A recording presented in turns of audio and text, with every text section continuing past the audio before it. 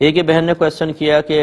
عید میلاد النبی پر cake وغیرہ ہمارے ہاں بنائے جاتے ہیں اور اس میں کبھی گنبد اور مینار بناتے ہیں، پورا مزار کا سے کیک بنا لیتے ہیں اور پھر اس کو کاٹتے ہیں،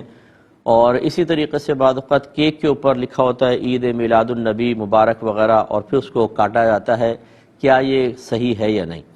دیکھیں اس میں دو چیزیں ہیں، ایک ہے کیک کا کاٹنا اور ایک ہے کہ اس طرح کی شبیہ بنا کر کاٹنا یا کیک پر لکھ کر پھر اس لکھے ہوئے کو کاٹنا، یہ دو الگ چیزیں ہیں۔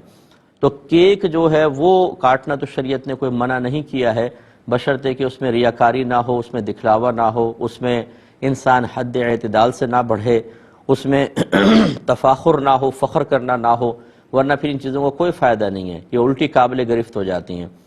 اور اگر اللہ کی رضا کی خاطر اور جیسے ہم عام کھانے وانا کھلاتے ہیں، چلیں لوگوں کو کیک کھلا دیا، کوئی حرج نہیں ہے کہ دیکھیں کیک کاٹنا تو شرعاً جائز ہے، لیکن شبیہ بنا کر معاذاللہ مزار کو پھر شہید کرنا، گنبد کو شہید کرنا، اسی طرح میلاد النبی لکھا ہو پھر نبی کے لفظ کو چاک کرنا، یہ سخت بے ادبی ہے۔ اس لیے سیدھا سادہ سا کیک بنائیں، اس پہ لکھیں کچھ نہیں، اور نہ اس طرح کی شبیہ بنا کے معاذاللہ اس کو چاک کریں، یہ بالکل صحیح نہیں ہوگا۔ صرف سمجھانے کی رس کر رہا ہوں، آپ کے والد صاحب کی تصویر لے کے کوئی قینچی سے 2 ٹکڑے کر دیں، آنکھیں ادھر اور پاؤں ادھر،